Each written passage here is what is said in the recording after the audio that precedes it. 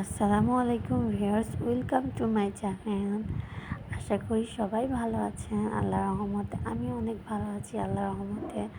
আজকে আমি আপনাদের সাথে শেয়ার করতে যাচ্ছি চিকেন ফ্রাইয়ের রেসিপি উইথ মেয়োনিজ। ফার্স্টে আমি মাংসের পিসগুলো ভালোভাবে কেটে নিয়ে ধুয়ে রেখে দিয়েছিলাম। তারপর এখানে হলুদের গুঁড়া, মরিচের গুঁড়া, ধনিয়ার গুঁড়া, আদা রসুনের বাটা, জিরা বাটা, লবণ পরিমাণ মতো, গোলমরিচের গুঁড়া ভালোভাবে দিয়ে ভালোভাবে মেখে নিয়ে আমি মাংসটাকে ম্যারিনেট করে নিচ্ছি। নিয়ে মাংসটাকে ডিপ ফ্রিজে 1 ঘন্টার জন্য রেখে দিব। আপনারা চাইলে নর্মাল ফ্রিজেও রাখতে পারেন, সমস্যা নাই।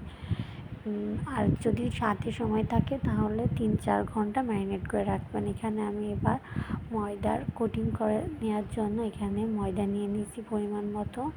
1 চামচ আধা চা চামচ হলুদের গুঁড়া, আধা চা চামচ মরিচের গুঁড়া, আধা চা চামচ ধনিয়ার গুঁড়া, লবণ, গোলমরিচের গুঁড়া ভালোভাবে নাড়াচাড়া করে নিচ্ছি যাতে এগুলো সব মতো ভালোভাবে ময়দার সাথে মিশে যায়।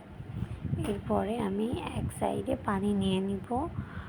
বাটিতে করে পানি নিয়ে একটা পিস আমি মাংসের সাথে দিয়ে দিব। আবার এই পিসটাকে একটু পানির মধ্যে নিয়ে ভিজিয়ে নেব।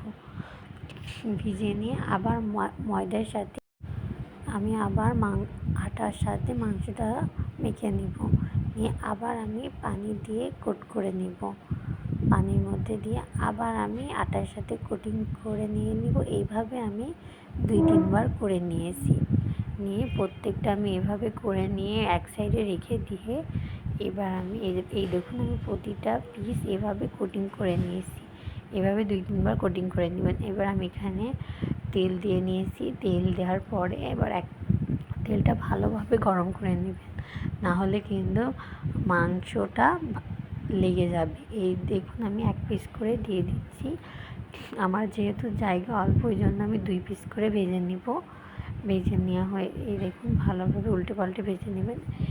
এই সাইডে আমি মেয়োনিজ তৈরি করে নিয়েছিলাম। একটা সিদ্ধ ডিম, 2-3টা রসুন, গোলমরিচ, স্বাদ মতো লবণ, চিনি আর লেবুর রস দিয়ে আর সয়াবিন পরিমাণ মতো সয়াবিন তেল দিয়ে ব্লেন্ড করে নিতে হবে। ব্লেন্ড করা হয়ে গেলে দেখবেন সুন্দর আমাদের মেয়োনিজ তৈরি হয়ে যাবে।